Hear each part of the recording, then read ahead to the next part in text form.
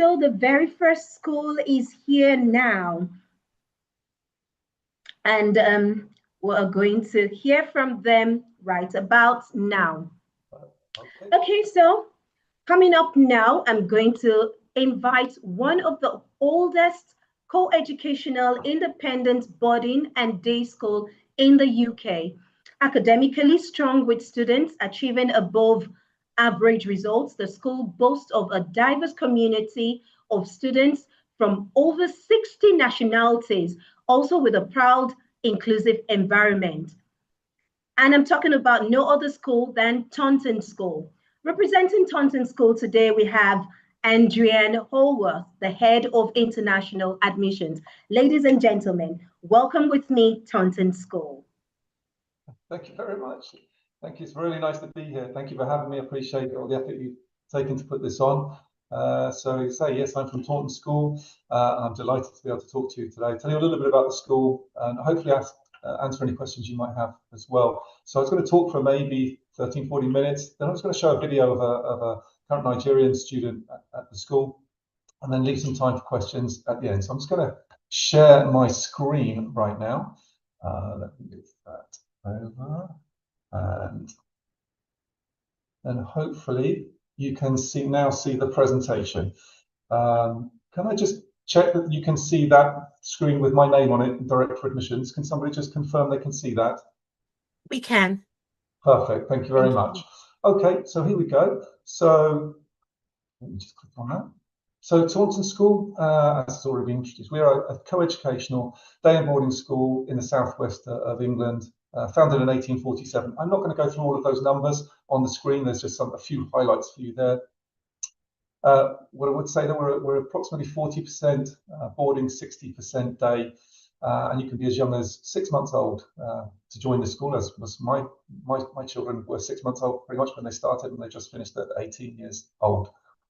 So we're very much a through school, very much 50-50 boys and girls in the beautiful part of the southwest. And in terms of our location, there we are, you can see on the map. So the closest international airport is Bristol, which is under an hour away.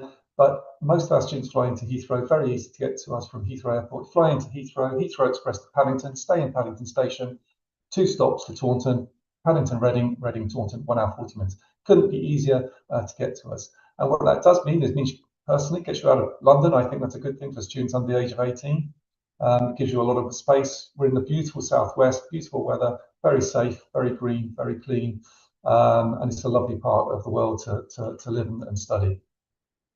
And we have some beautiful things around us. We have the Jurassic Coast, we have Bath, and the 2 Russell Group University cities of Exeter and Bristol are within half an hour from us. This is our campus. We're on a 56-acre campus, and what I love about Taunton School is everything is on campus. So you've got all of the boarding houses here. So they're, we're all within this safe environment of this 56 acres. We have our own shop on site. We have our own health centre with 24-hour Medicare. We have our own chapel on site where students go once a week. We are based on Church of England here at Taunton School, and all our students go to chapel once a week. So everything is on campus, all of the facilities, which I'll touch on in just a second. It really means that you can get this real sense of community at Taunton School, because the boarders and the day students are all in this kind of shared area of 56 acres. As you would expect, facilities at Taunton School we believe, are outstanding, as are most facilities in independent private schools in the UK. We're very proud of them. You can see all the sports available there. We actually offer over 35 sports at the schools, and we're ranked in the top 15 in the UK for sports provision. Recently, we've just added 2 new Astro pitches, and we've also added a golf simulator as well, so you can now play golf on any course in the world. In terms of our academic pathways, I'm sorry, I'm going to go quite quickly because there's a lot to get through. So we accept our first boarders from year 3, so 7 years old. Obviously, as day students, they can come younger than that. But our prep school goes from 7 to 13 years old. You can see a picture of the boarding house in front of you, actually.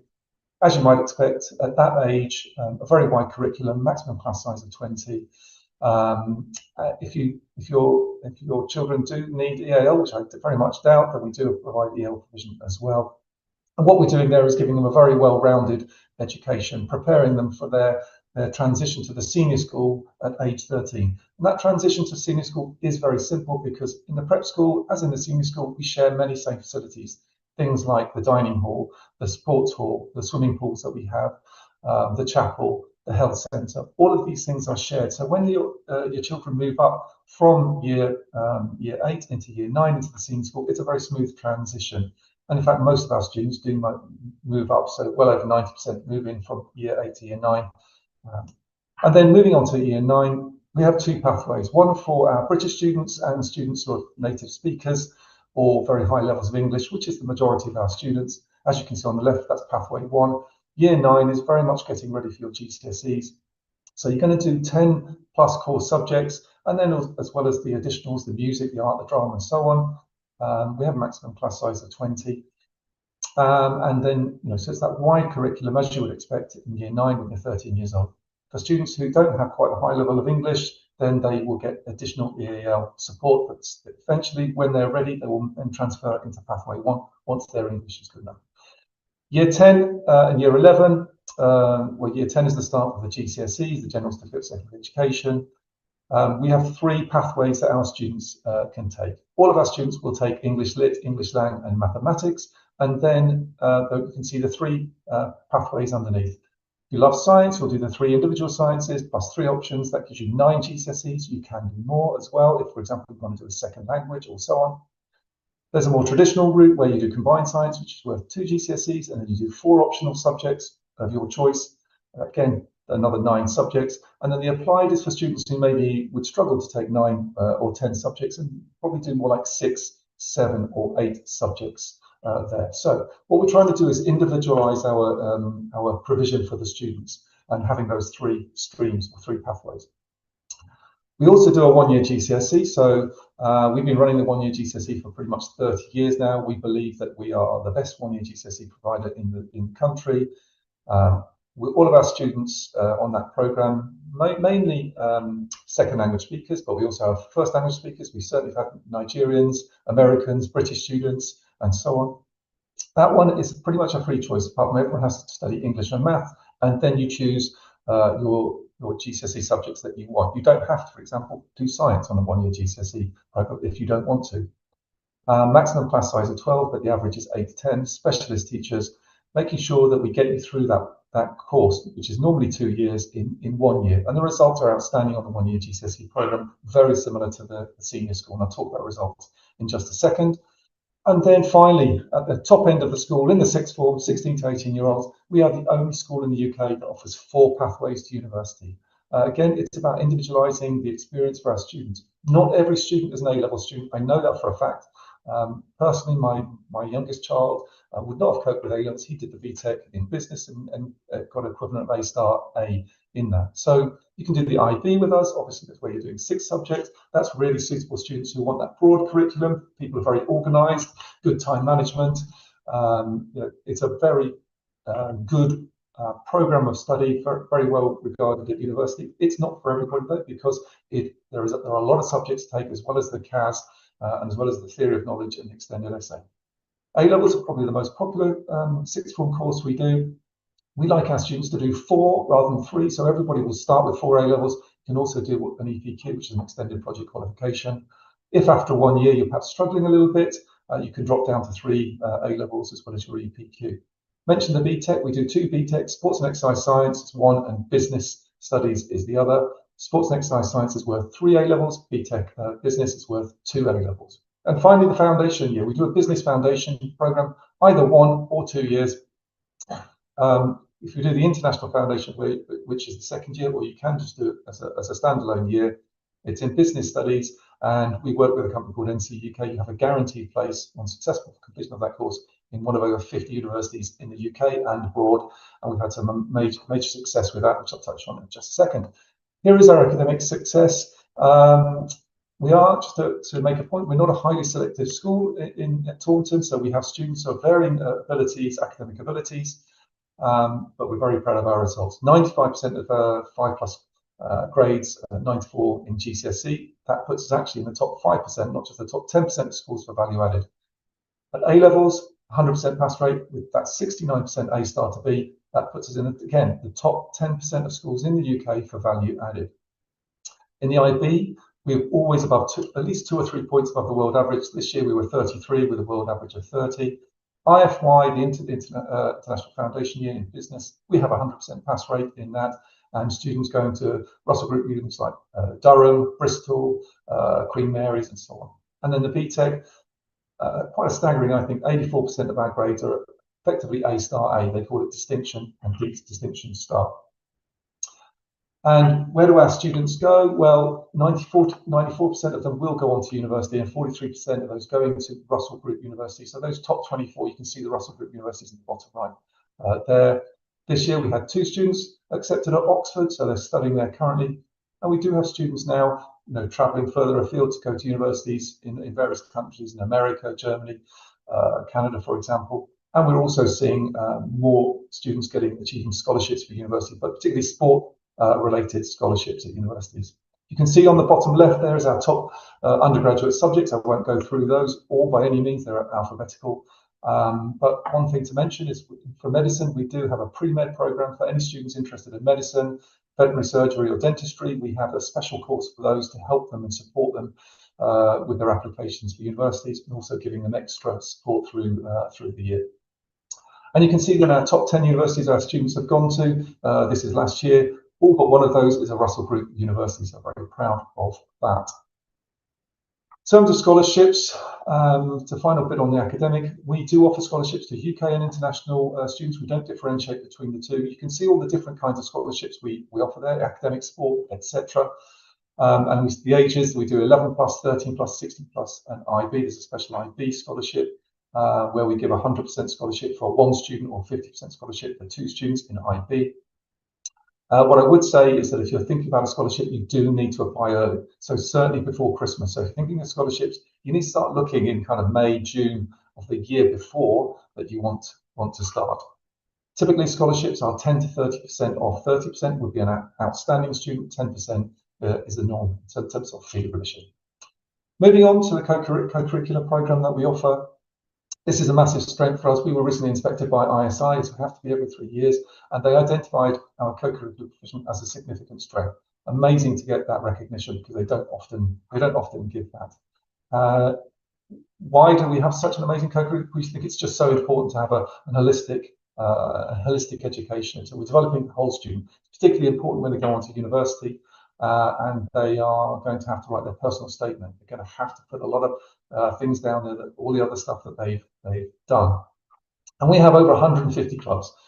Simply can't go through all that. Is a genuine number, and there is really something for everybody. And some of them are student-led as well. Club doesn't exist. We're happy to create it for them. We are strong on sports in the school. We have as I said, over 35 on offer. Over 1,000 fixtures a year with 120 plus representative teams. So lots to do for sport. And because of where we live, outdoor education opportunities are huge here. With over 200 participants in there. We do DOV and we do things like 10 tours. We also do CCF, Combined Cadet Force, and that also gets our students out as well. If your children are into music, we have a fantastic music school. Obviously, you can learn individual musical instruments, but we also have orchestras, choirs, and so on, ensembles, over 100 musical performance opportunities, and then also in drama and theatre, lots of opportunities, 6 plus. We're very good at musicals. We've done things like Evita, Cats, Les Miserables, and we're currently doing Legally Blonde musical this year. Boarding at Taunton School, hugely important, of course, because your children likely to be boarding with us, and that's where they spend a significant chunk of their time with us. So, as I mentioned earlier, all of our boarding houses are on campus, 7 boarding houses in total, and the support they get is immense. They have obviously a housemaster or house mistress, an assistant, 2 graduate resident assistants live there, and a matron. Typically 5 people per house to look after them. Houses of about 50 to 70 students in them. 24-hour healthcare, I think you would expect that. We have our own health centre with nurses, physiotherapists, mental health nurses, and counsellors. We have a large pastoral team beyond that. We also have the house tutors are attached to the house. So your child will see their tutor who supports them academically and pastorally at least 3 times a week, pretty much every day. And exciting news for us, we've got over a £10 million project. We're building 2 new boarding houses currently under construction. They will be ready by September 27, one girls' house and one boys' house. Very, very excited about that. So we're still developing. How many boarders do we have? Well over 400 boarders, full-time boarders. We are genuinely a 7-day-a-week boarding school, and so you can be confident that your children will have plenty to do. We'll have plenty of friends there in the evenings and at weekends. We have Saturday morning school, for example, and then Saturday afternoon would be fixtures, sports fixtures, and Sundays will be trips and activities. We are a very diverse community, over 60 nationalities, so pretty much students from all over the world. We're very welcoming to international students. We just see the amazing value they bring to the school and the value that we can give back to them. Importantly, we don't have exeat weekends, so we are closed at half terms and at the end of terms, but other than that, we're open all the time. So we're not going to send your children away every third weekend. We just think that is very problematic. What I want to do, I'm going to stop talking now. I'm going to show you a video. I hope you just bear with me. I'll stop sharing. This might take a second, so if you bear with me. So I'm going to play this video now, and it's about 3 minutes long. This is of a student currently who's just left the school, actually from Nigeria.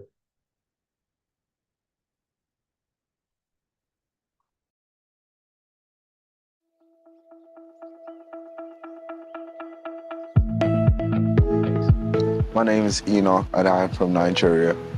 I'm 16 and I am in year 12. Well, so my dad had an agent who recommended the school, and it was a very good school, and it was chosen because it had quite a diverse community and everyone seems to be well involved. So I take psychology, economics and geography.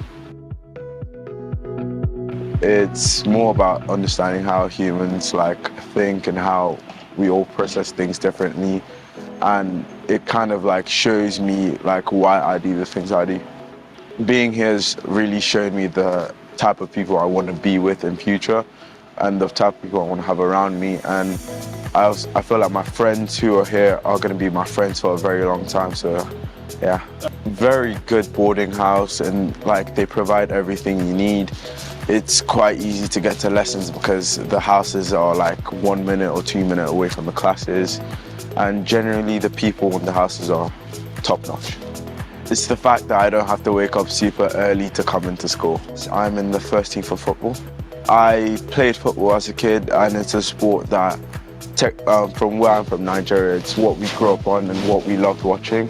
So playing football for the school, I'm happy to represent the school, and it makes me happy to play a sport that I love. I tend to go to the gym in the evenings to keep my physical well-being up there because health is very important. Sometimes I go out to town with my friends, and it's a very fun and enjoyable experience. We sometimes get stuff to eat, or if we're feeling good, we might go to the movies. It's a very eye-opening place, seeing as you get to see how many different types of people there are in the world. It's such a diverse community, and I think it's very accepting. You get your priorities straight when you come here because there are a lot of people here and there are a lot of opportunities here, and you need to be ready to take your opportunities because they don't just come around every time. A place of greatness.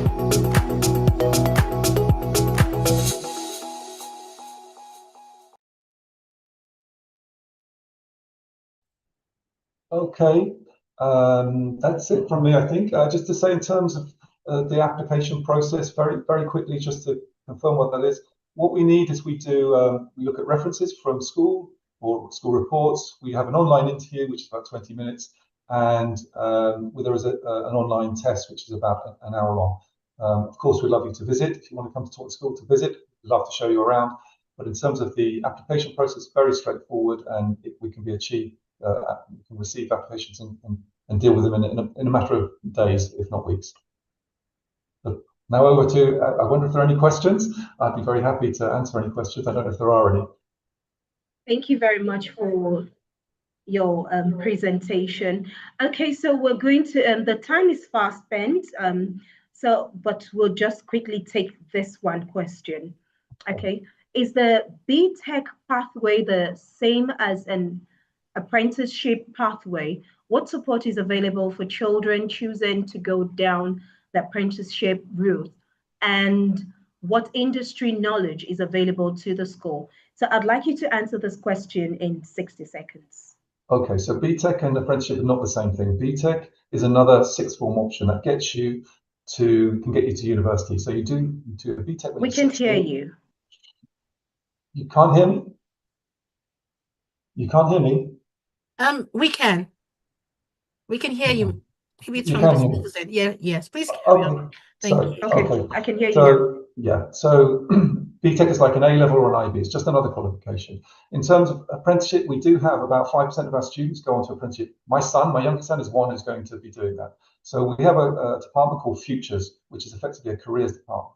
So you'll meet the Futures department throughout your sixth form, and they will guide you as to where you want to go. Do you want to go to university, into the world of work, into an apprenticeship? So we have apprenticeship companies who come to the school twice a year, and they will then, and it's effectively an apprenticeship fair, and all the students can go around and ask the different companies and find out more about apprenticeships that way.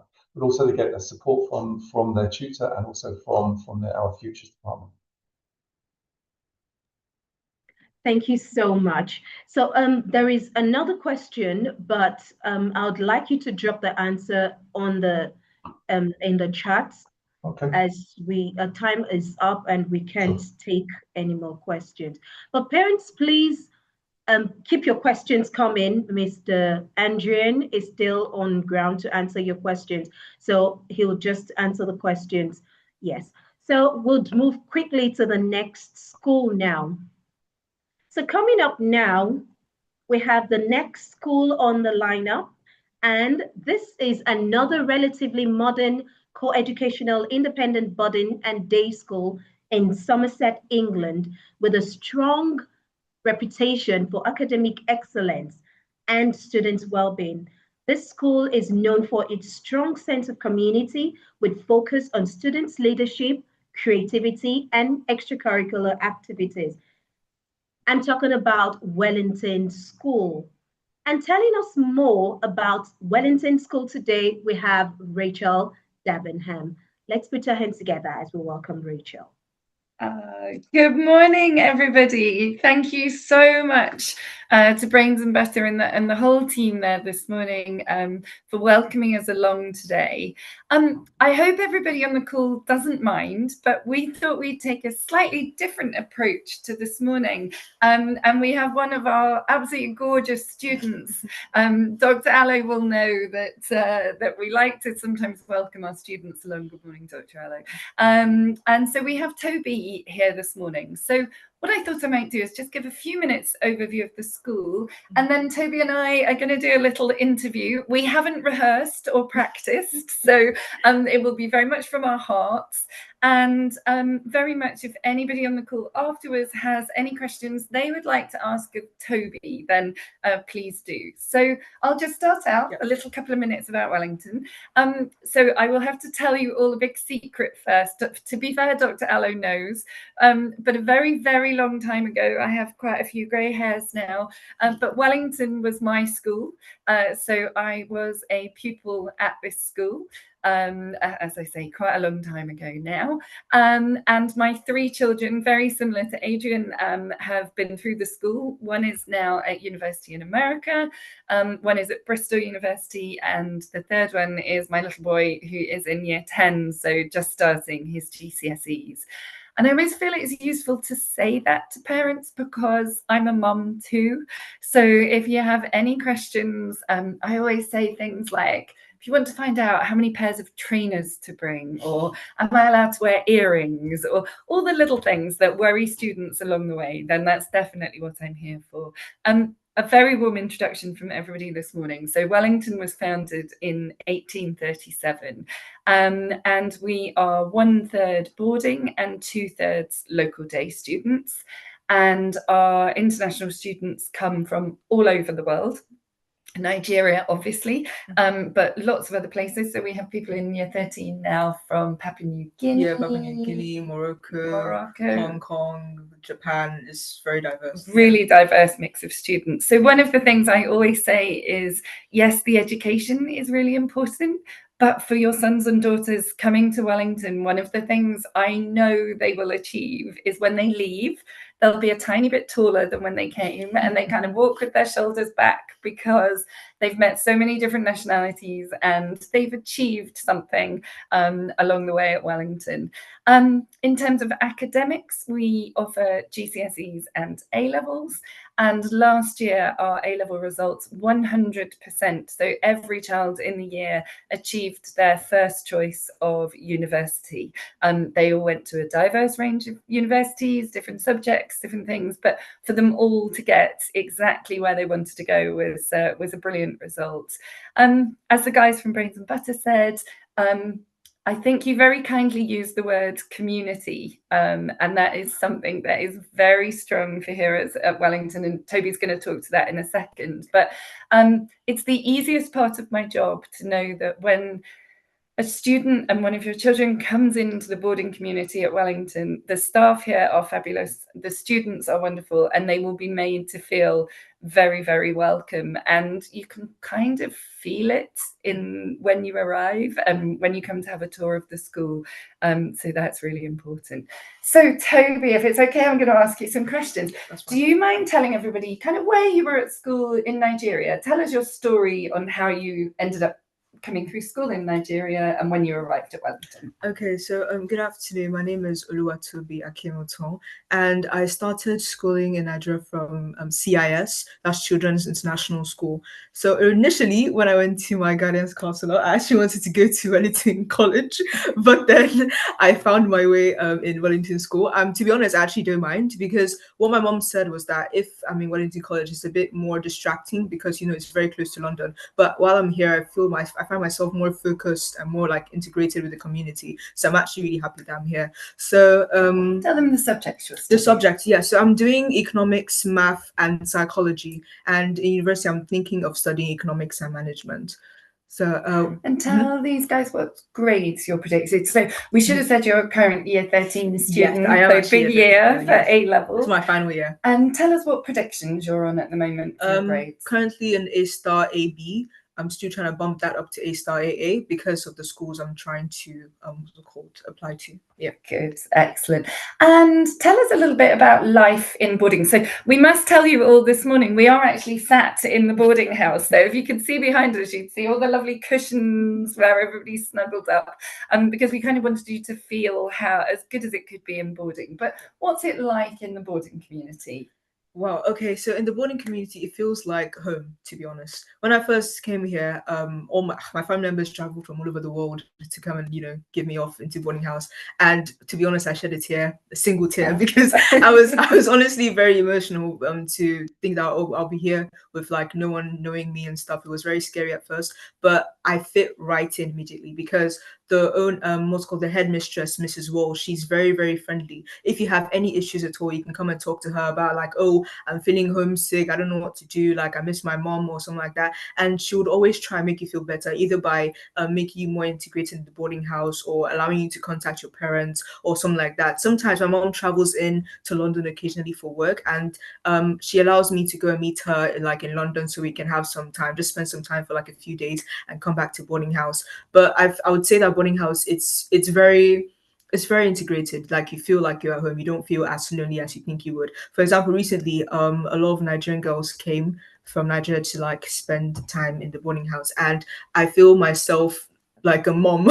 I feel like the school mom around them, because I'm able to just talk to them about like my own experience and what they're going to expect to be like a Nigerian child in like in school, right? So it's very interesting. I would say it's a good experience because you learn to live by yourself. You learn to become more responsible.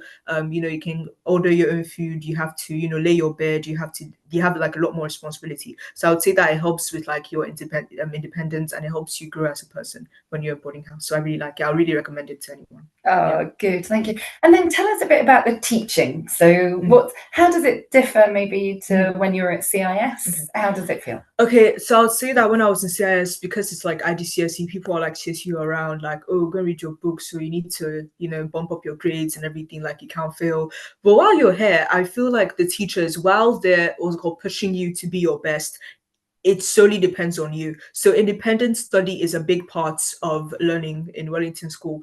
The teachers will try their best, like they would support you any way they can. They always tell you that come to me, I'll help you. Like whatever issues you have, I'm here to solve that for you. However, if you're not determined to get your grades up, if you're not determined to thrive or get where you want to be, then I would say that it's not really for you, because I would say that education here, it's very about what you want to do, who you want to become. You really need to read, you need to study hard. For example, I'm doing math, for instance. It's a lot of independent study. It's not easy. It's not the transition from GCSE math, so IGCSE math to A-level math, it's crazy. And then it's a lot harder. And then from year 1 math to year 2 math, it's really, really hard, because you're trying to remember things you did in year 1 and also making sure you understand the things you're doing in year 2 as well. So I would say that it's very difficult to really find the balance, but with the amount of help and dedication that you have, then you'll be able to get where you need to be.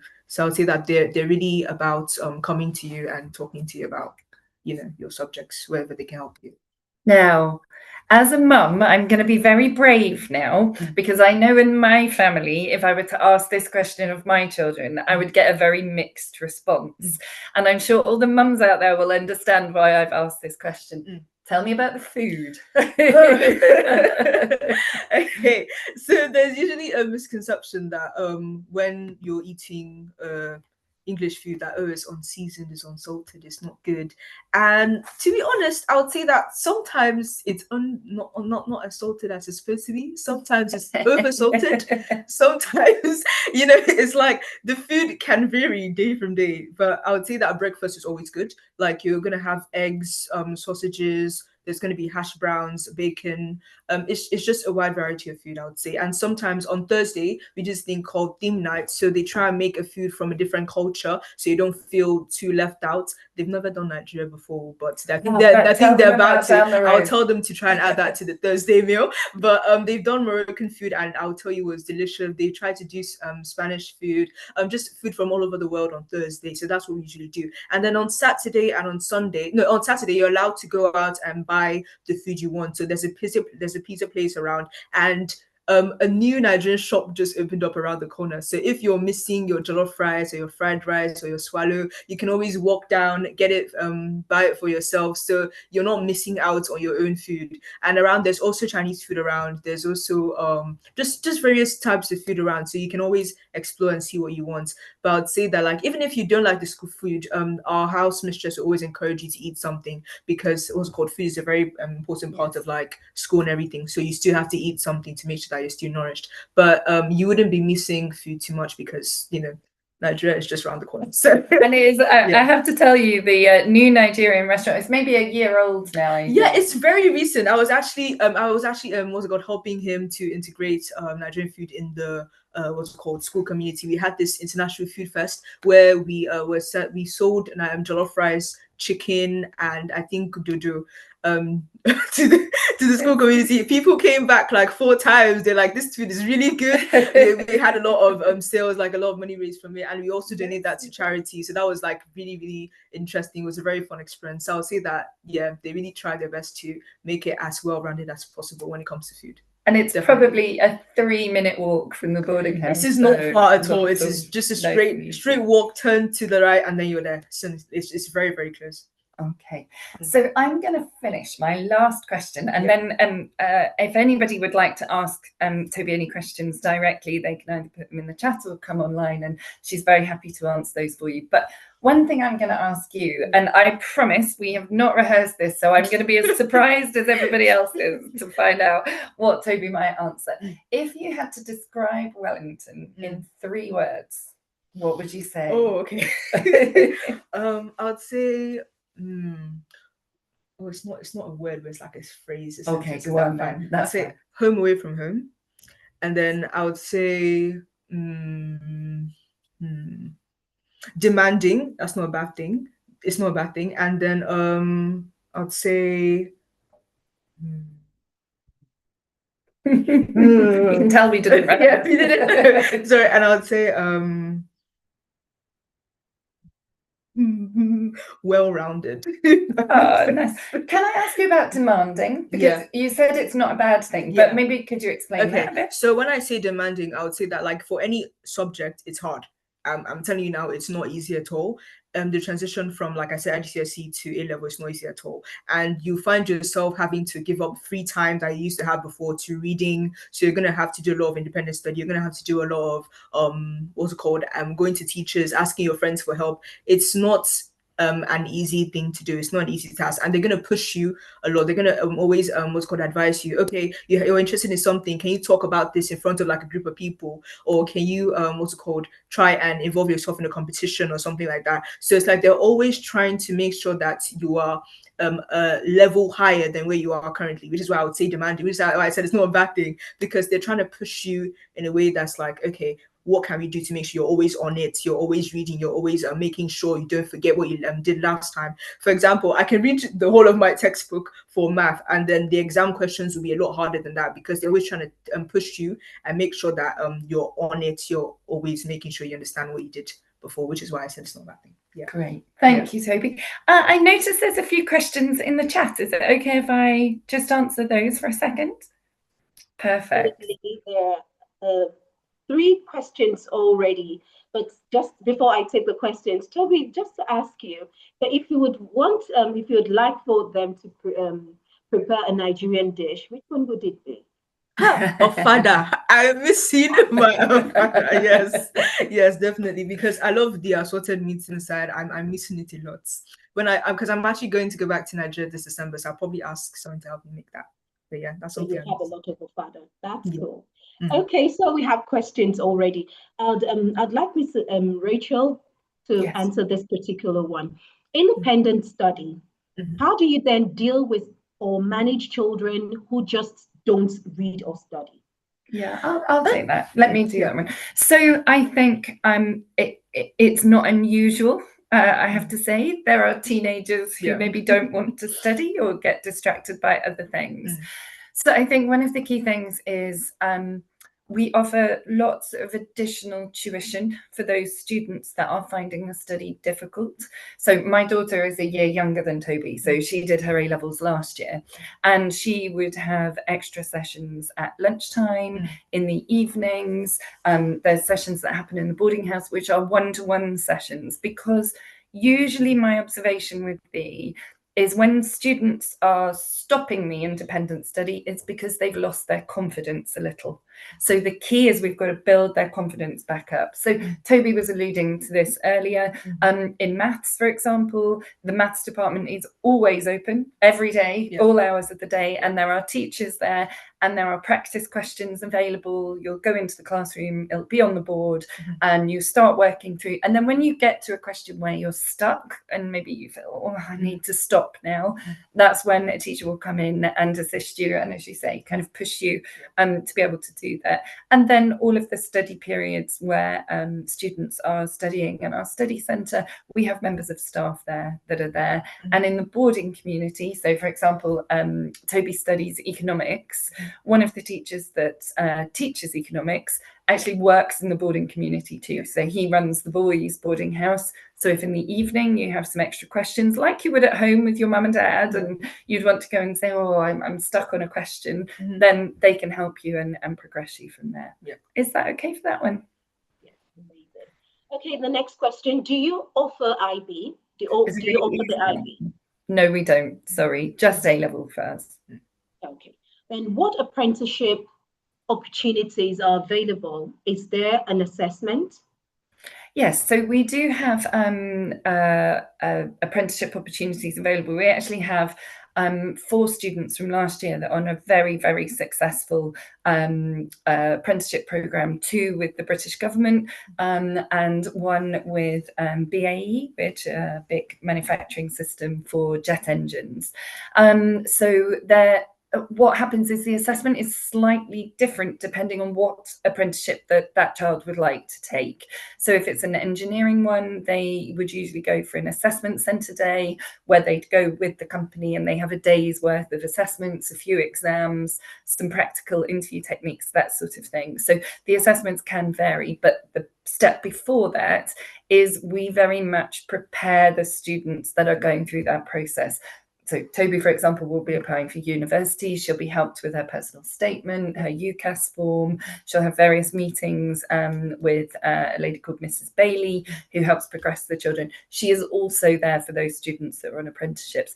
And the really nice thing with apprenticeships, we keep track of the students who've left and gone on apprenticeships. So they come back into school and talk about what they've done, how they got the jobs, and kind of top tips and techniques, and kind of give a network of names of being able to support those students as well.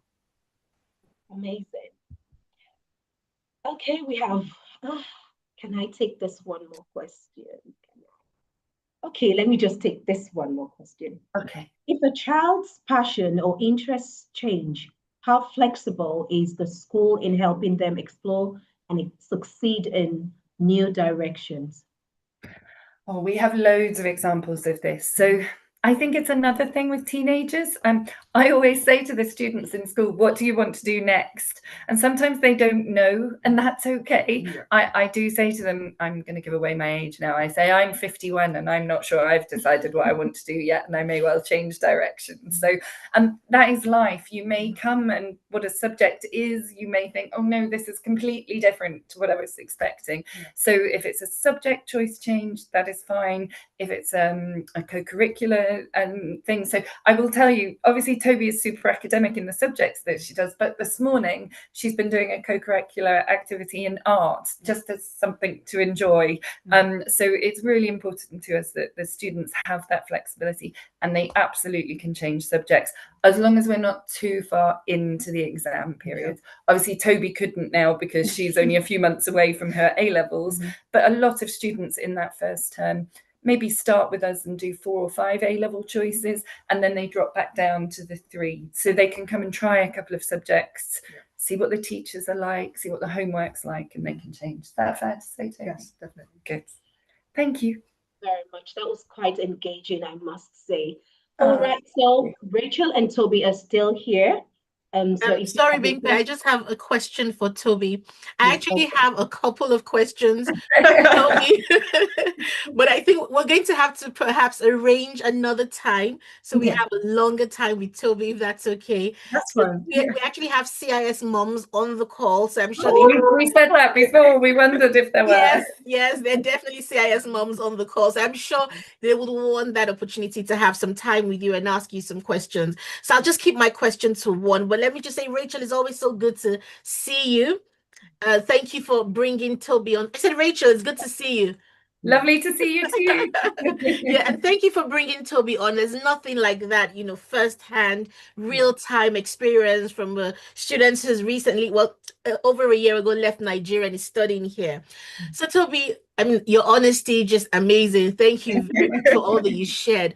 One of the things you said at the start was that you were actually looking for Wellington College. Yes. But then found Wellington School. And I know that Rachel knows that happens a lot. But I thought that was such a great point because a number of our families check the league tables, you know, they know the popular name schools and they're drawn to the popular name schools because obviously you're spending a lot of money. I know this person who's gone to that school. I know that person. This school is top of the pops, as it were, and this is where I want to send my son or my daughter to. But then you found Wellington School, and I can tell you're having a great experience there. So can you tell us about that so you can speak to some of our parents who, you know, I wouldn't say hunger, but really want to go with the names that, you know, have the prestige that they're more familiar with because they've checked the top 20 independent schools in the United Kingdom, and your experience in that sort of navigating not Wellington College but Wellington School and having such an amazing experience. So over to you, Toby. course. I would say that while it's good to look at, the leagues and think of like, oh wow, this is the top 20 and this, sometimes what they portray online might not be how it is in real life. So for example, the boarding houses, for instance, you might think that, because it's like ranked very high, then obviously the boarding houses would be just as good. But that might not always be the case, which is why it's always good to have like first-hand experience of like what it's like to actually live there, right? Because for example, if I were to go to Wellington College, which is not a bad school at all, I'm not saying that, but I would say that maybe I'll be a bit more distracted because it's really close to London. So there's like a lot of activities going on in London. It's very busy, very hectic. But as I'm hearing, Wellington School is working for me, right? So what might work for someone else might not always work for, another person. But I'll say that it was working for me because, to be honest, I like the nature. I like what's it called?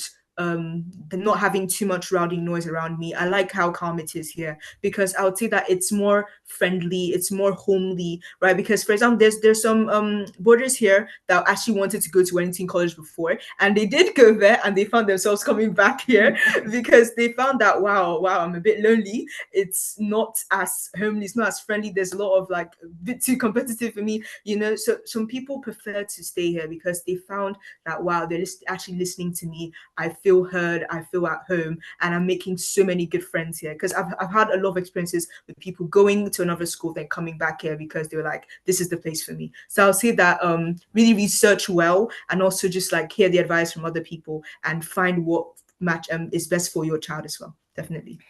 Dr. Elo, may I add one thing? I know you know this, but just for some of the mums out there, one of the things we're really keen to do is match the mums together.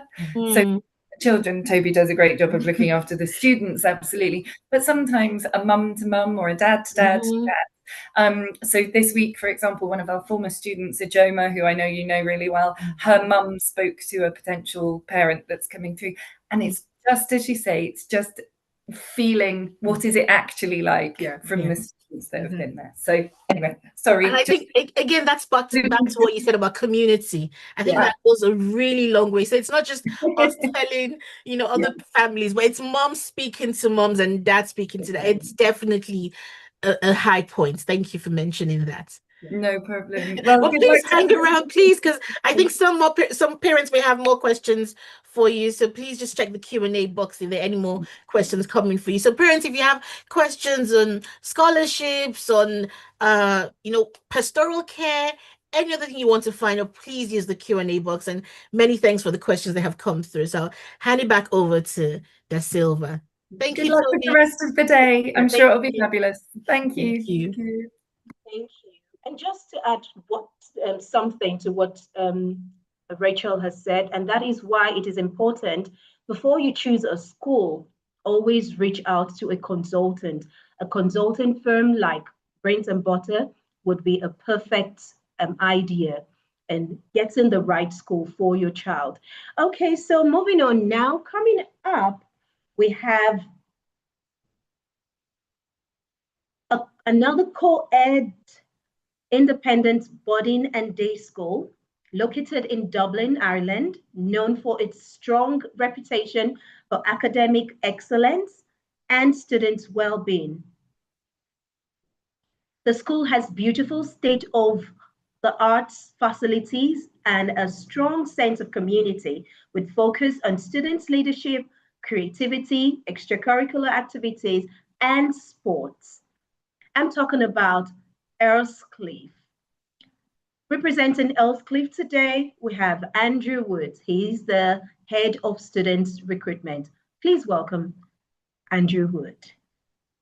Hello, good afternoon, good morning, good afternoon. I don't know where we are in the world. So I'm personally, I hope everyone can see me first of all. My name's Andrew. I'm currently, it's morning for me. I'm in actually today in Santiago, Chile, visiting some schools in South America. So that just kind of gives us a kind of global idea of where we are. One thing I'm just going to make a minor correction, because I think you said that we're in Ireland. We're in the southeast coast of. So I'm going to correct that. Yes. We're in southeast England, about less than an hour from London. But I'll tell you all about that in a second. So I'm going to start with my presentation. I will try and speak as quickly as possible. Here we go. So that you can get as much information as we can, and we can leave you some time for some questions at the end. All right. Okay. So I'm going to start, and I'm going to basically, what I'm going to say about the school, I'm going to start by just telling you a little bit about myself, because I think sometimes you have these people doing these presentations, and and you've no idea what their background is. And I want to start by just saying that my background is 100% education. I've been a teacher. I spent, one of the reasons I'm in Chile right now is I spent 22 years working as a teacher, as a head teacher in schools in Chile. I graduated from Cambridge University, and although I'm now working in student recruitment, my passion is education and finding the right schools for the right people. And one of the things that was just very recently mentioned was about going to an agent and finding what is the right school, right? And one of the things I would love to say is that there's always honesty in our part, I think, in saying, right, this is the best school for this person. It just, listen to the end of that last conversation, Wellington College is the right place for something. Well, Wellington School is the right place for somebody else. Earlscliffe might be the right place for somebody else, right? And I think that that's one of the things that I would stress more than anything. So in 3 words, what Earlscliffe is, I like to tell people, is the following.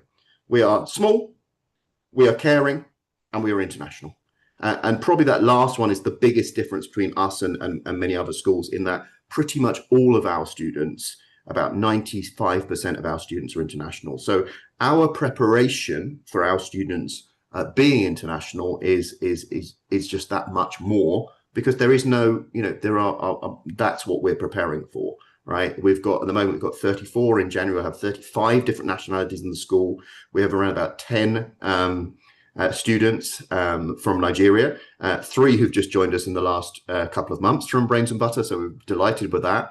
And they're having a really good time, so that's good to know. Unfortunately, because I'm not in the UK at the moment, I can't have them with us to tell you a bit more, but obviously, hopefully, if there's a chance to do a follow-up, I'm sure we could do that. Anyway, I'm going to try and go through my slides now. Yeah, I think I can advance it. So the first thing I'm going to show you is that we're very different in the sense that if you look at this photograph, Earlscliffe is not a traditional school.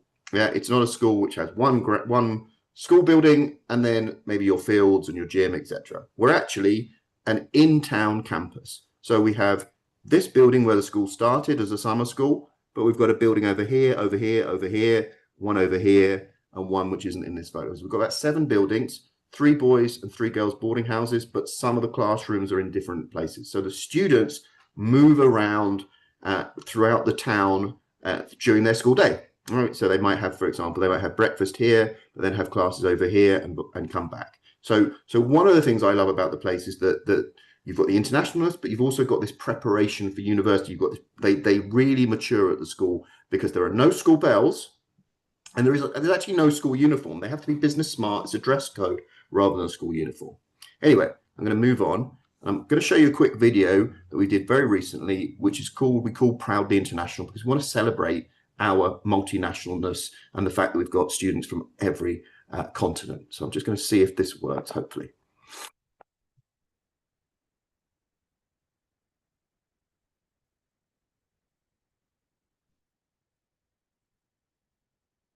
There's no sound. Oh, no.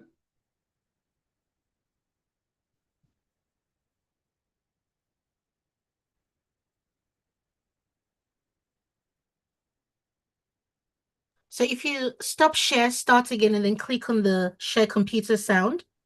Okay. Oh gosh, this is where I get found out, you see. I'm good at many things, but technology is not my favorite. What do I need to do? Sorry, say that again. So if you stop share. Yeah. And then when you try and share again, you'll see a little box that says share computer sound. So if you click on that one. Share sound. Oh, yeah. Okay. Oh, let's try that again. Thank you.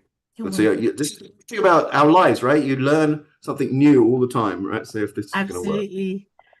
Now, is that working now? Yes, it is. Woo! At Earlscliffe, we're proudly international. We are a traditional school with modern values.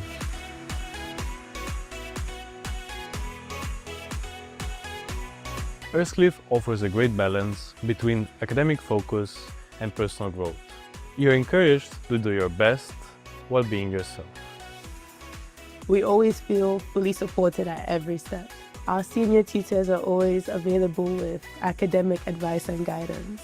As an EAP lead, I support students to make sure they develop their English language skills for university. There's a real sense of belonging at Earthcliff.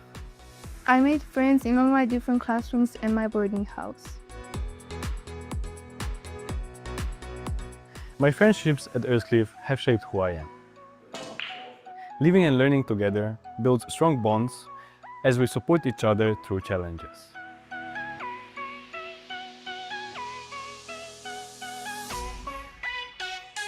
Folkestone is a very beautiful seaside town. And it's only 1 hour away from London with a train. Earthcliff is a small community that feels like home away from home. There's a real sense of belonging and care that makes you feel like you're part of something special.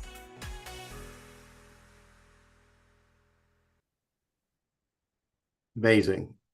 Okay, so I think that gives you an idea of the school, and even on that video you saw quite a couple of a few of our Nigerian students in the school. One of which is Mary, who is now our head of our charity group. She could have easily been head girl, to be perfectly honest, but that's what she chose to do. Okay, so just sort of give you an idea of where we are. This map sort of shows you we're right on the coast. It's where the Channel Tunnel goes, so we can actually literally see France from Folkestone, and we're less than 52 minutes to the centre of London. This is our headmaster. I like to show him, not only because he's got the greatest name ever. His name's Mr. Love. Dr. Allo visited him during the week, right? And he really is Mr. Love in every sense. He's been a head teacher of sixth form colleges, of schools like us, for over 20 years. So he's just got that experience of helping, and he's available from day one. So when the students apply, I was listening to the last question. It's super important. There's flexibility. But on one thing, he's very, very strict, is just making sure we try and get those subject choices as quickly as possible, because obviously the more time you spend doing the right subjects of what you want to be doing, the more likely you are to get the grades into university. So that's one thing that we really are try and push it. Get what do you really want to do as soon as possible. We've got around about 130 students in the school from the ages of 15 to 19. 34 nationalities at the moment. By January it'll be 35, because we're going to have a couple of more Peruvian students now coming join the school. So every continent is represented, and that's what I love about the place. That's why I chose it. We've got a mixture of 2-year A-levels, 1-year GCSE. For Nigeria, it's generally 2-year A-levels. We also do a 5-term A-level, so the students can start in January and catch up, and they'll be in a different group if they started in January, but the majority do 2-year. And we also have our business and management diploma as an alternative route into UK universities. A photograph of where we are, and then probably going back to my first point, small, right? What does small mean? Small, I'm talking predominantly about our class sizes. Okay, our average class size is 7. That includes English classes in sports. So actually, if you take it down to A-level classes, the average is actually around about 5. So it's personalized learning. These are the subject choices at A-levels. I won't read the list for you, but you get the idea. So, generally we have, so we've got that list, but what we would do at the very, very first question, probably, or my second question at the interview, is what do you want to study at university, and looking at the subject choices which match that. So we have spoken to the universities and know what they are looking for whatever the career may be, right? We also do, as I've mentioned, we now do a 2-year BTEC in business and also in sports. So if there's that, if you prefer, if the student is more in terms of they prefer to do the coursework style of education, there is that option as well, right? and they're accepted by the Russell Group universities as well. So it is important to talk about alternative pathways. A-level would generally be the most common, but there are alternatives as well. Not so much in Nigerians really, but this again just gives you an idea of just how kind of direct it is about how we match the career choice with the subject choice. So I'll just take two examples here. Student wants to become an architect at GCSE. We pick we more or less pick what 5 GCSEs they do. They want to become a dentist. You look at E, we decide, we help them decide about what they're doing. So we're very much in communication with the universities to make sure that they're doing the right courses, being accepted, etc.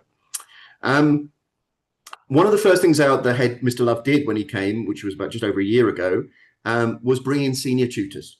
So senior tutors, I know lots of schools have tutors, and there's lots of words like tutors and guides and monitors and things like that. The senior tutor is an ex-teacher from the school whose only job, and I say only as if it's not much, but it's a super important job, is communication between the school and the parents. So they will be the person that you have, that one person that if you're not sure about something, is my son, daughter doing their homework? Have they got friends? Are they eating the food? Whatever it may be, you have one person that you can contact. So you don't know, do I write to Mr. Wood? Do I write to Mr. Love? Do I write to the head of history or whatever it may be? You have one person that you contact. And we think that makes it just communication in schools we're not very good at, I find. So that helps with the communication. Boarding life, just to give you an idea, in Nigeria, obviously, a lot of the students have been to boarding schools, which isn't the case in a lot of the world. And that makes their adjustments so much easier, if I'm honest. They're used to that boarding school life. They're used to getting involved and knowing that in boarding schools, you get what you put in, right? Our Nigerian students tend to get into the sports. They do the cooking club. They do the charity stuff. They become head boy, head girl, those kind of leadership roles. So it's not so difficult with them to kind of get them involved. We have 6 boarding houses, 3 for boys, 3 for girls. They're separate. This photograph is one of them, happens to be where my office is, in one of the boys' boarding houses. They all have their own kitchens, so they can cook if they want. Then they have their laundry once a week, but they can also do laundry whenever else they like. And really, really important, and it was mentioned in that video, is that we won the Boarding School Association's International Borders Award last year. Or this year, really, this academic year. So it's not just me that's saying that. In terms of the town as well, Folkestone is named by the Sunday Times the #1 place to live in Southeast England. Food is great because I was in Nigeria just over a month ago, and I was in a boarding school, and I will not mention the boarding school, but when you speak to students, the first thing you ask them about how's the school, they'll tell you about the food. Right? They don't tell you about the classes or the teachers. The first thing is food. The food, trust me, and I have to be very careful because otherwise I'll be a bit bigger than I am now. Is home cooked, by a couple of chefs. So it's not that mass-produced kind of food you sometimes get in schools. And one of our people in Nigeria says that one of the things that she likes about Earlscliffe is the fact that she doesn't get any complaints about the food. So you're gonna have to trust me on it, but it's, again, small. Wednesday afternoons, we have separate activities. There's a mixture of activities, including cooking classes. Our biggest 2 sports, we do lots of different things, but our biggest 2 sports, I have to say, and I think are really interesting in Nigeria, are basketball. We have a basketball academy, and football. You can see in that picture, that's when we took the students to go and see England play Albania in one of the World Cup qualifiers. We have a basketball academy, and from September of next year, we will also have a football academy. And this is not absolutely public, so I'm probably not supposed to say it, but from next year, from September, we will have Tottenham Hotspur Football Club, Spurs, from the Premier League, running our football academy. So that's obviously something that's really, really important for our students. On Saturdays, there's always an activity that varies between the more traditional museum, the castle trip, that kind of thing, and the more kind of, I'm not saying that castles aren't fun because I'm a history teacher and I love them, but also the ice skating, the paintballing, the kind of group bonding type activities. I'm not going to show you this basketball video, although I'd love to, because we don't have that much time. But this is one of our students who just left, talking about the basketball academy. But the great thing about the basketball academy is, and when I was in Nigeria recently, we actually hosted a couple of, or sponsored a couple of tournaments, I should say, is that the students are able to play for the school team, but they're also able to play for the local team. And the local team is in the National Basketball League. So in other words, our students are able to play basketball for their under 16, 17, 18 national level basketball. And that is, and the coaches are professional basketball coaches. So if they are basketball players, and in the future, if they are football players, that we're a school that also offers that, which is something that's interesting for them. And when they apply for university, for example, they can then perhaps apply on a basketball scholarship, for example. So I'm going to go through that. Just of our student leadership roles, so you can see on the right, that's Mary, one of our Nigerian students. She's head of service, but we also have regular charity fundraising with the Duke of Edinburgh's award. We have the Model United Nations. We are a UNESCO school. We just did last year we did the COP29 on tomorrow. No, what day is today? On Monday we're going to do a COP30 conference.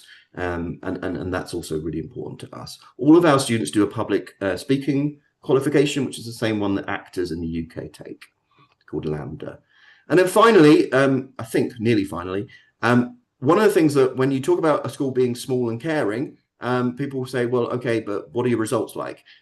So it is important to say that our students, they're going to a place where they're looked after, but they're also going to great universities, right? So it's not a trade-off between, being looked after, being in a small caring environment.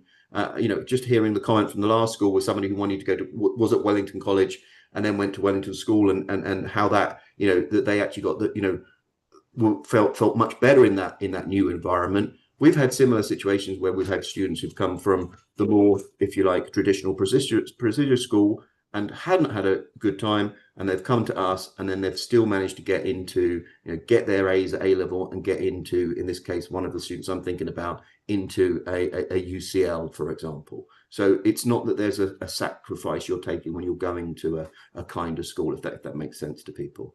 And we've just recently added these subjects, so art and design, photography, geography, history, further mathematics, psychology and biology.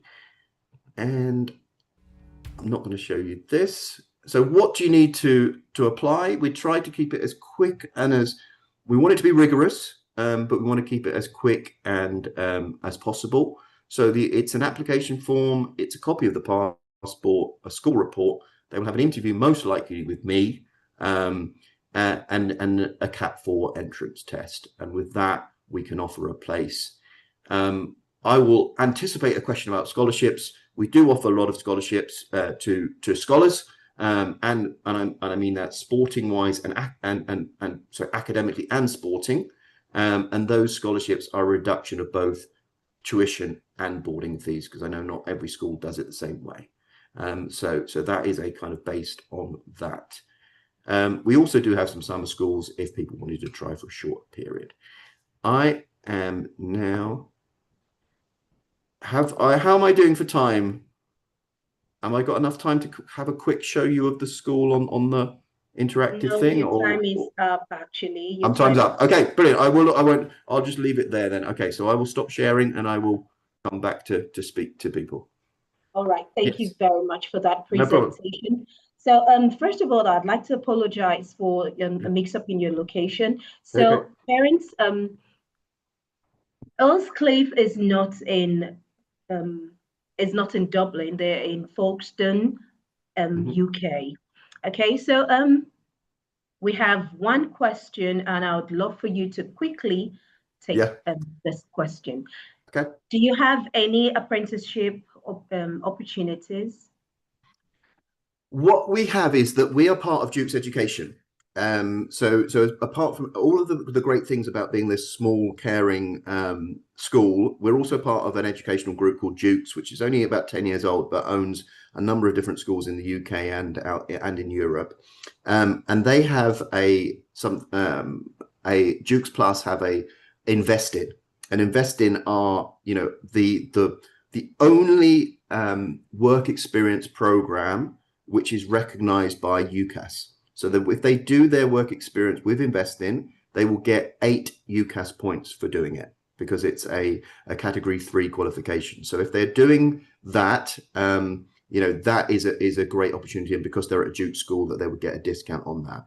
We also, as I've mentioned before, we also have the Business and Management Diploma, and we have the BTEC courses as well as alternative pathways for university in the UK and also in the US. I just want to make a quick addition to that. So please, many times when our parents are asking this question, what they really want to know is what sort of career opportunity support is available whilst they're in school, not necessarily, because most Nigerian families will send their children to universities after. Okay, all right, that I wasn't quite sure. Thank you for clarifying that. So basically, one of the great things about the school is that because they have that senior tutor from day one who stays with them for 2 years, that senior tutor happens to be the same person who's writing their letters of, helping them with their UCAS forms and all of that stuff. So our knowledge is not like when you go to a bigger school where you go to the senior, you go and see your counselor and say, I want to become a lawyer. And they say, okay, who are you? And ask me this and stuff like that. We know our students like you have no idea, right? You've been there this week. I will see the students, not just once a day, 2-3 times a day. My office is one of their boarding houses, but where they have, because it's a smallish dining hall, you're seeing them all the time. So our knowledge of our students is just that much better. But because the senior tutor knows them, and one of the senior tutors happens to have been the person who's done the university applications for the last 10 years in the school, that help. But again, I will repeat, we've got the double benefit of being Duke's education, where if they want to do certain careers like particularly law or medicine, they also have a medicine portal. There's a law portal that they can have access to, where they can obviously have interview technique practice, right, and all that stuff. We also have A-list applications for American universities. We have Oxbridge applications as well. So that support is internal at a great level, that small caring, but also they've got what I call the big brother of having Duke's education and access to those other products as well, which not anyone else would have. So that's what I think they really get. Really a load of support, this because we know them. It's not, I've done lots of university forms, and you meet the student, you don't really know them, you do your best, but it's very different if you've known that student really well for a year and a half, and you can say, yes, I've seen Mary do this, that, and the other, right? Or, and I think that's very different. Yeah. Does that answer the question? Yes, it does. Thank you. Good. Can I just say you're having the time of your life, from Turkey to Chile? I know, I'm all over the world. I am. I know. Around the world. It's not so happy, but yeah. But yeah, I don't see my family anymore. But no, it's a pleasure going around the world and meeting people. I love this job. I love meeting young people, and I love the school because it is international. I learn things every day, and students from different parts of the world. The fact that we have Russian and Ukrainian students in the same room, right? That's amazing, right? That we had last year, and I'd just love to tell it, we had Nelson Mandela's great-granddaughter in the school. That's amazing, right? And what they get is, as well as the Britishness, they're also getting that internationalness. And worst case scenario, I tell people, is you've got friends from 34 countries for the rest of your life. You've got at least got your holiday sorted, if not, your network. So I think and again, it depends on what people are looking for. If you're looking for a very traditional British school, we're not that, right? And so it does depend on what the parents are looking for. If they want a nice, small, supporting school, which will get them in that place, and if they are a basketball or a football player, then we're a really good option for them and for Nigerian students. Yeah. Thank you. Thank you very much for that presentation. No worries. Yeah, thank you Pleasure. so much. Amazing. Okay, I've got to say, amazing. so we're having the time of our life here, I Thank must you, Andrew. say. We're Thank having you. All a right. great Bye, time everyone. here. Bye. And if you are not here yet, if your friend is supposed to be here, is not here, I can tell you he or she is missing a lot. So you can still ask them to join the call. We still have one more school to go. But before we take that school, we have Benedict Oluwayomi Okusonya here to give us a brief keynote address on the topic digital detox, screen time versus school life. Good morning, Benedict. No, good afternoon. It's afternoon, actually. Good morning, good afternoon, wherever you're watching from, or you're tuned in from. My name is Bernadette Oluwayomi Okusonya, and I'm one of the associate consultants here at Brains and Butter. What a pleasure to be here with you all this morning. Hello to our parents who are watching. They're the guests of honor, and thank you to the schools who have come to share their fantastic schools with us. I'm particularly because I've just recently visited Elscliffe myself with Dr. Allo, and I really, really enjoyed my visit. And I can say firsthand, because as Dr. Allo says, our sixth sense are getting better about schools. They are a fantastic school, and the food was great. But I'll move on quickly with what I've been assigned to do this morning. I've been assigned to talk to us about digital detox. And someone's helping with my slides, so I'm looking at the slides as well as everyone is looking at the slides. I hope you can all hear me. Yes, we can. All of that. Thank goodness. Okay, so we start off with what is digital detox, because I remember when I got the topic, I thought we will start from scratch and think about the foundation. So digital detox is a deliberate break from all our tech devices, from all our phones, social media, laptops, tablets, and all of that. And it's aimed to reduce stress and improving focus and reconnecting with life online. So when we had this break of electronic devices or smartphones or social media, none of us thought it would have been a bad idea or would have some negative impact. Well, everything in life has a negative impact. And so we're increasingly seeing that we're being spoken to about the use of our phones and the use of our tablets and the use of our social media. And we can see the impact on our stress levels. We can see the impact on our connectivity as humans, our social skills, and most importantly, our young people. Okay, so that's what we're going to be talking about this morning, a digital detox, and particularly our subheading will be screen time versus school life. Okay, so as a teacher myself and one who's in a classroom regularly, I can tell you that I do allow some screen time to my students in the room. And what do I mean? There's sometimes I want to show them something practically on maybe YouTube, or I want them to sort of have a PowerPoint presentation on their Chromebooks or tablets. And so I do allow time for that, but it's within reason and it's for a purpose. And so when we talk about screen time versus school life, we're talking about digital detox for student and improving their school life. Okay, so of course, if a child is going through a digital detox, which is all or nothing, then it will be impossible for me to be using the screen life to improve their school, the screen time to be improving their school life. I would have to replace screen time with something else. Okay, so back to my slides. So digital detox for students can improve school life by boosting their focus, sleep, and mental clarity. But most be balanced with digital tools essential for schoolwork. So as I've explained before, sometimes there is a need to use all of our techs and our technology that we have acquired in life, or the world has made us improve on. Okay, but there are strategies in doing that. Okay, there is the setting the boundaries. As I said, replacing some screen time with offline activities like reading or getting involved in sports, again, improving their social skills. making sure they're present and not scrolling and just on the screen or doing things that they're not supposed to be doing to improve themselves, and also to engage their brain in improving. Being intentional about the usage to avoid negative impacts like eye strain. Right now, I'm looking at a screen and I know that for me, there is an impact on my eye. Imagine if I do that for an extended amount of time, there will be issues. Attention issues, social difficulties are some of the things that we need to put in place, strategize on, okay, for our young people. Next slide, please.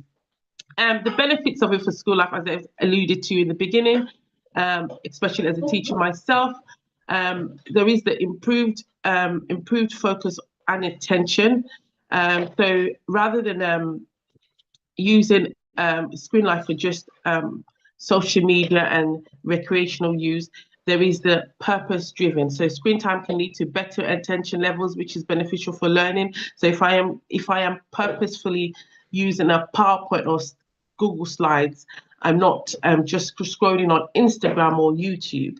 Or if I'm watching a revision video on YouTube, then it is purpose driven. There is a limited amount of time. It's a 5-minute video. I need to recap on a certain subject. I use that. Then it's better sleep. So taking breaks from screens, especially before bed, leads to improved sleep quality. I'm sure if I took a poll right now and said, how many of us sleep with our phones next to our pillows, I'm sure if not 80% of us will put our hands up. So there is the taking breaks from the screen and intentionally putting your phone away just before bed to improve our sleep qualities. Enhance mental well-being. Stepping away from constant digital noise can increase mental clarity and reduce negative impacts on mental health. So it is why for our students, digital detox will be essential because it would benefit their school life. Just looking to the challenges and solutions. So of course, we all fall into brackets, not just this bracket and not just our young people. Technology is deeply integrated into school life and social activities, making a complete detox somewhat unrealistic. Okay, so some of the solutions, as we've spoken about before, would be to set boundaries, implement screen time, screen-free times, for example, during meals before bed. So this is for our parents as well. You can tell your teenagers to put their phones away during meal times, and we should be allowing for times for them to take a break and be present. Okay, replace screen time, substitute some digital activities with offline hobbies, such as reading, arts and sports, like I said. It could even be, I was walking past a theatre the other day in Basildon, near where I live, and I was thinking because I've been thinking a lot about how I'm going to help my 11-month-old, she's only 11-month-old, not be attached to her screens from a child. She's totally not watching TV at the moment. I know to the dismay of everybody, she's not watching TV and she's not on tablets at the moment. She's only 11 months. And I'm going to be intentional about that for the next 2 years, because I know that screen time for 2 years old are detrimental. But I was walking past the theatre and I thought, okay, so maybe not cinema for the first 5 years then. Maybe we will go and visit the theatre. Because I walked past the Basel and I thought, yeah, you can do this, because there was a lot of shows and it was appropriate for children to watch. And I just thought about that, where, okay, digital detox is possible even in a world where everything is in our face, technology-wise. Be intentional about focus on using technology for its intended purposes, like in school, like for schoolwork, rather than for mindless scrolling or endless entertainment. And it's very, very easily done on Instagram. And some of us have the purpose to go on these social medias to learn or to find out or to do research, but we find that it's controlling, and then we're scrolling and scrolling and scrolling nonstop.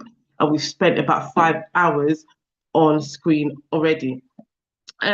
Also, it's important that the solution to track and reflect, monitor your screen time to understand your habits, and keep a journal to note changes during detox. So if we're intentionally detoxing from our digital devices, then we should be tracking how many times we actually wanted to reach out for it, but we know because we're on a detox, we wanted to, we then do. Okay, I'll move on quickly. So our long-term successes. So of course, this is digital detox, school life versus screen time. A successful digital detox doesn't have to be all or nothing. Okay, it's about finding a balance that works for you. And for some, a temporary detox is a good way to establish new habits, like I said, like going to bed earlier, and then that can be maintained. Well, going to bed early, that can be maintained long term. I remember the last time I spoke about this, one of my goals was to ensure that I'm using it. I'm detoxing so that I can go to bed earlier. So things like putting your phone on do not disturb, maybe at 9 o'clock each day. No one can get hold of me, and so I'm not even thinking about my phone after 9 o'clock, or making sure that I've tracked my screen time. And if I've spent an hour on Instagram for a day, it locks me out from Instagram the entire day. Or maybe just don't have the apps readily on our phones, so that when we want to be on Instagram to research, we go into Instagram purposefully. I hope that's helped us with discussing digital detox today. And I don't think I'm going to take questions, but if we do have questions, of course, put it on the chat box and I will answer it on there. Thank you. Thank you so much. Thank you so much. I really would have loved to ask a question, but in the course of your speaking, you already answered that question. Okay, so just as she has said, if you have any question, please drop it in the Q&A and she would answer it there because we're pressed for time. Okay, so it's been an amazing fair. Okay, I can see, yeah, it's been an amazing fair, and we've seen 3 schools so far, 3 amazing schools. So we're moving on now to the next school, and that will be the final school at the 6th edition of the UK Boarding School Fair organized by Brains and Butter for this season. Okay, so coming up now, we have Dean Close School. Dean Close School is a co-educational independent day and boarding school here in England, and they offer education with a unique blend of academic excellence, creative arts, and sports. Ladies and gentlemen, put your hands together as we welcome the Director of External Relations, Dominic Neville. Hello, very good afternoon to you all. Very great pleasure to see everyone this afternoon. Wonderful to see so many familiar people I've met before, and it's a great pleasure to introduce you to Dean Close. So we're based in Cheltenham, one of the most beautiful, one of the safest, one of the greenest towns in England. We are actually part of a foundation, a family of 6 schools and 9 nurseries.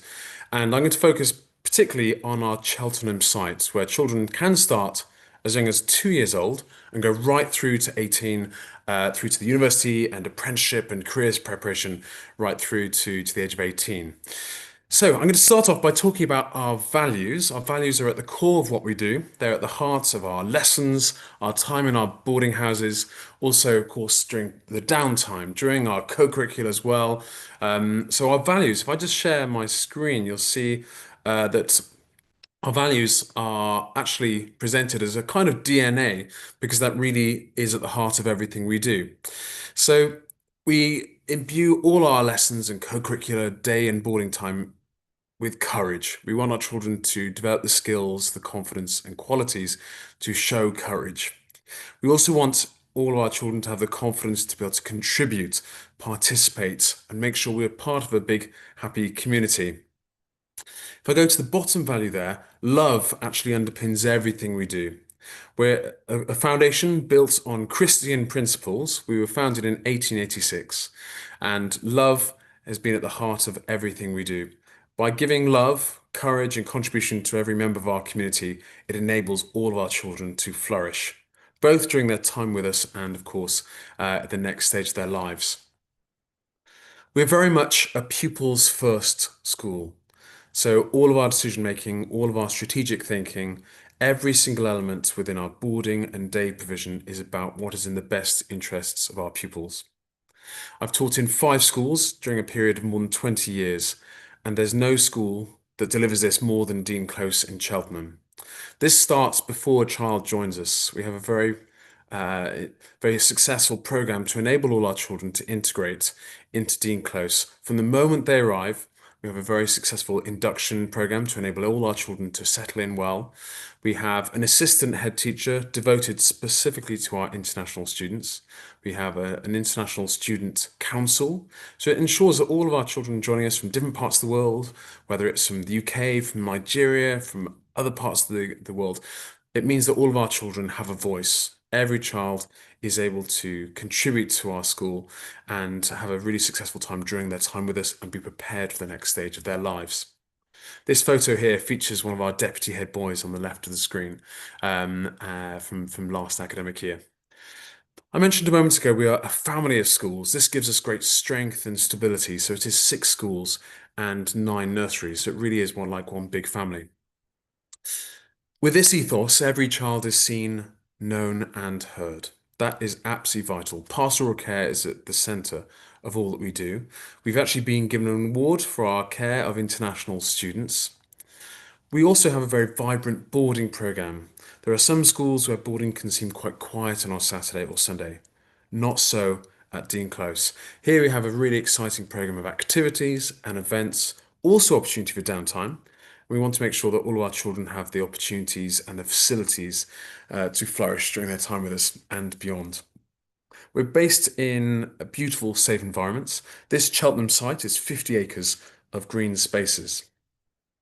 This is one of the images of our senior school. Of course, we offer GCSEs. Of course, we offer A-levels. We also offer BTEC. So it's more than 30 options at sixth form.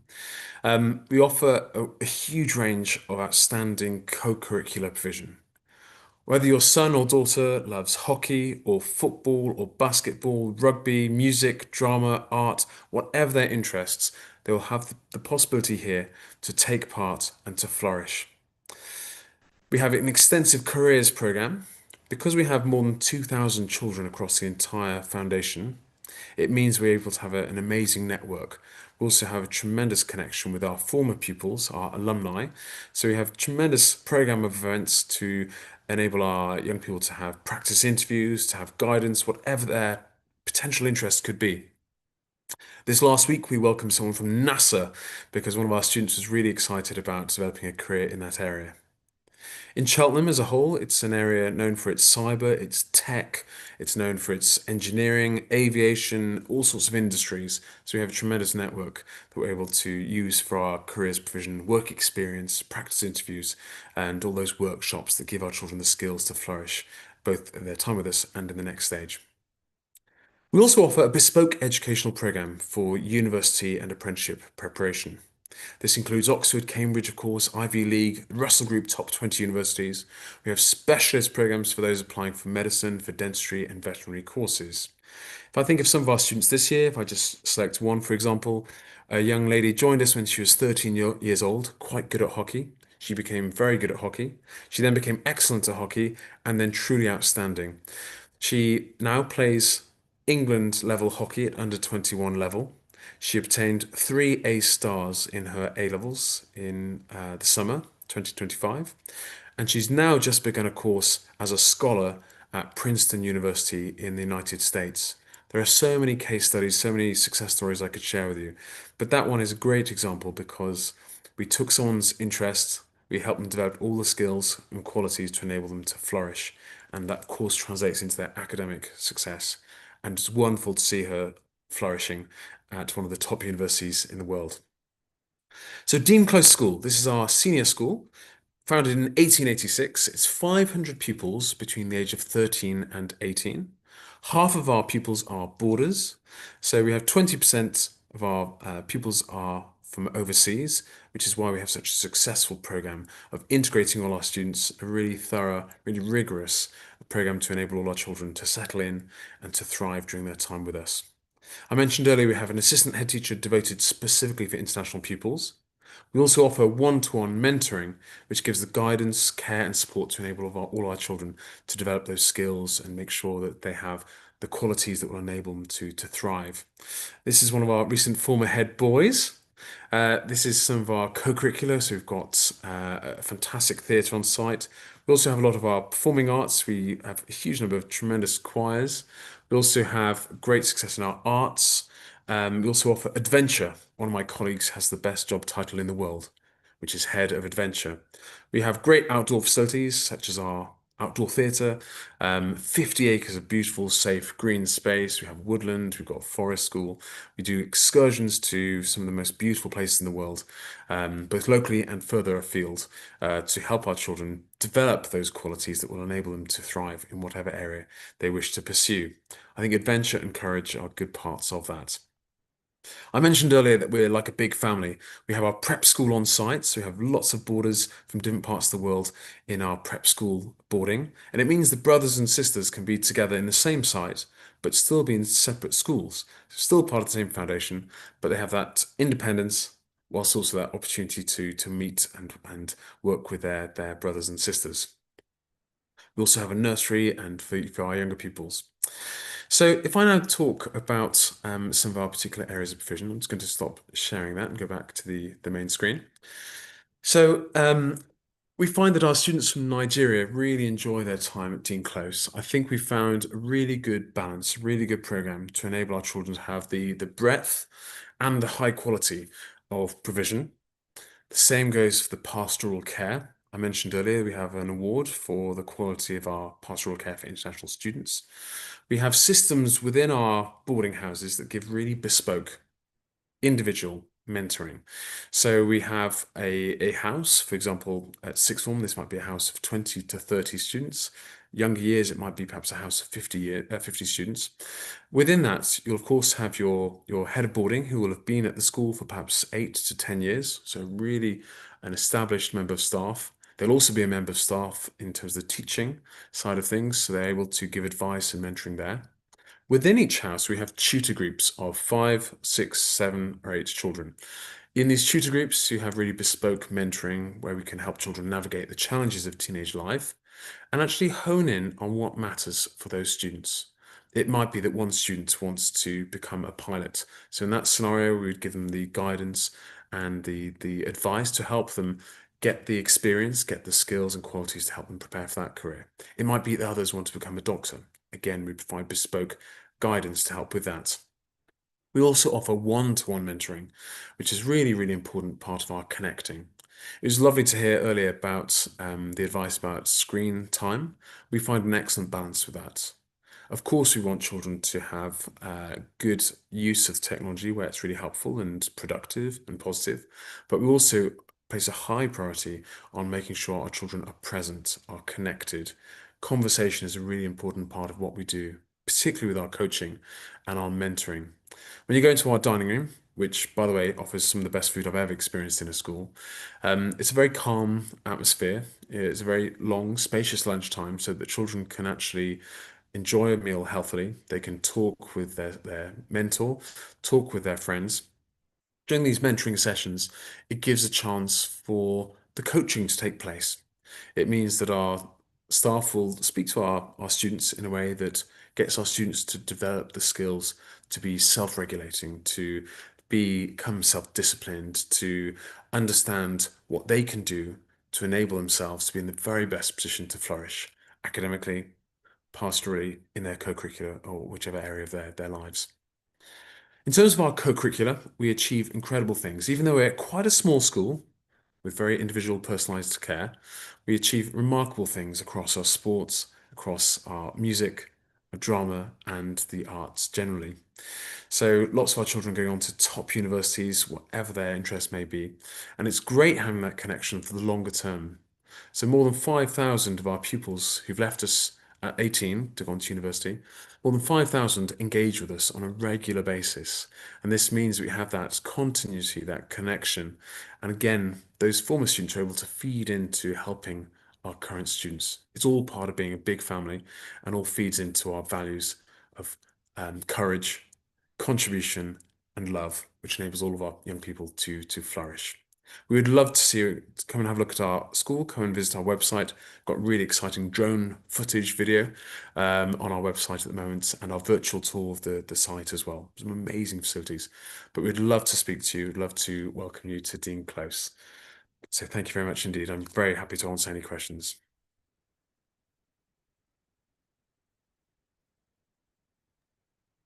Thank you very much, Dominic. Whilst Bingpe is coming on, I wanted to check, were you sharing your screen?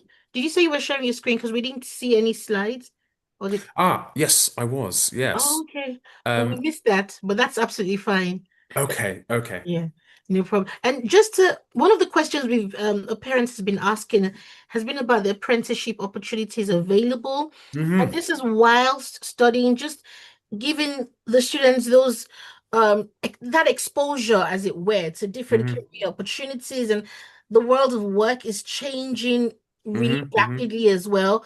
So what support would you say they're given in terms of the exposure and even hands-on experience, actually, not just having a career talk, but just actually having that hands-on experience? Yes, yeah. So we have really close network of mentors and tutors who give our children daily contact and talking about the opportunities that could be just best suited to them. Of course, we have the big talks for a year group as a whole or a house as a whole. And our head of futures, another great job title, our head of futures makes sure that it's all done in a very bespoke way. Now, in Cheltenham, we're very closely connected with an amazing array of industries that offer apprenticeships. Down the road, we have GCHQ, we've got Dyson not far away, we've got BAE Systems, we've got aviation organizations, huge multinational companies across engineering and science and tech and cyber. But also we have this huge network of alumni and these skills for the future. That's the name of our program. This enables us to give children actual, really effective, targeted work experience and opportunities with apprenticeships. For us at Dean Close, we value every child's journey. So we're not trying to get them to conform to one particular pathway. There'll be some schools that, of course, want children to aim for particular Russell Group universities or Oxford and Cambridge. Children can do that, and many do, but we also want to make sure that whatever is in the best interests of our children can be delivered and given the preparation and the opportunity to undertake work experience to get them really to flourish, because everyone has different pathways, and we want to make sure we help them find the best one for them. And for many of our students, that will be apprenticeships at Dyson, BAE, or wherever that may be. Amazing. Such an amazing way to end the 6th edition of the UK Boarding School Fair. So before we bring this to a close, before we draw a curtain today, I'd like to officially introduce the brains behind Brains and Butter, the lead consultant of Brains and Butter, in person of Dr. Alu. I know you've heard her voice a couple of times today, but I just want to officially introduce her as she takes a closing remarks. Well, thank you very much, De Silva. It's been an amazing 2 days, honestly. If you missed yesterday's own, we'll send you the replay. And I often say to our parents, I mean, we have parents who have young children. Like there's a mom who's been on the call. I think her eldest child is in year 3 or year 4.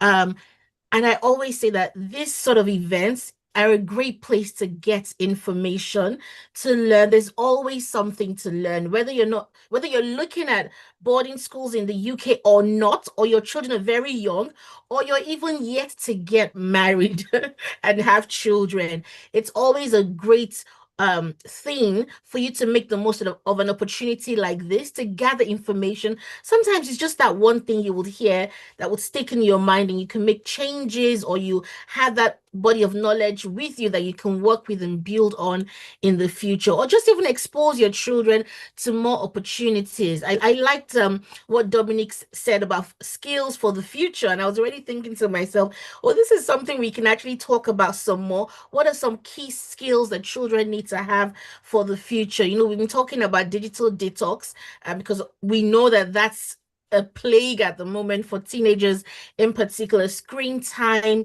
there's a lot of screen time, and it really is affecting connectivity. So teaching social skills. I am not sure I was taught social skills. I think I learned it as I grew up, but it's something that we need to teach now. And of course, don't get me wrong, there are certain things to be taught in terms of networking and social skills that we can learn and acquire.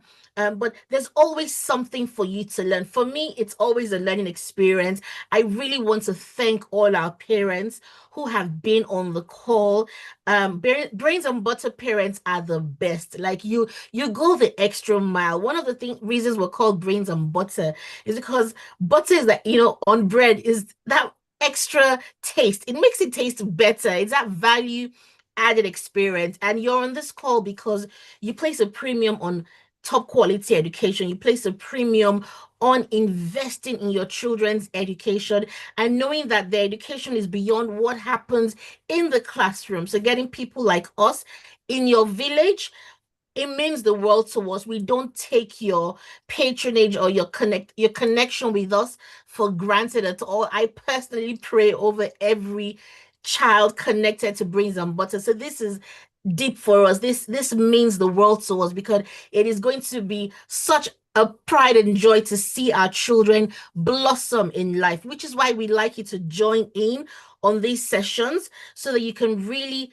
acquire that knowledge that you need as you go along your child's educational journey with them, because that's the one thing your parents do for you. The educational journey you go on, your parents have a huge part to play in that, not so much the child. It's really a lot about the parents. So thank you so much for being a part of this call. I've talked about prayer, and I just looked at Dominic, and I wanted to emphasize that Dean Close School is a Christian school, because every now and again I get parents asking me about, are there any schools that would champion our faith? I don't the case where my son or daughter is not even going to church and they start to stray away from the faith. Dean Close School is a Christian school. All faiths are welcome. So if you're not a Christian and you're thinking, okay, no, then it's a no for me. No, in fact, that's the more reason. Funny enough, my Muslim friends will say to me, that's the more reason I would want to even go to that school, because at least I know that there's a moral anchor, there's that spiritual anchor and reminder. So that's definitely for me a huge plus for Dean Close School. And Cheltenham is a beautiful, beautiful part of the country as well. Da Silva, you've been amazing. Thank you so much for facilitating over the past 2 days.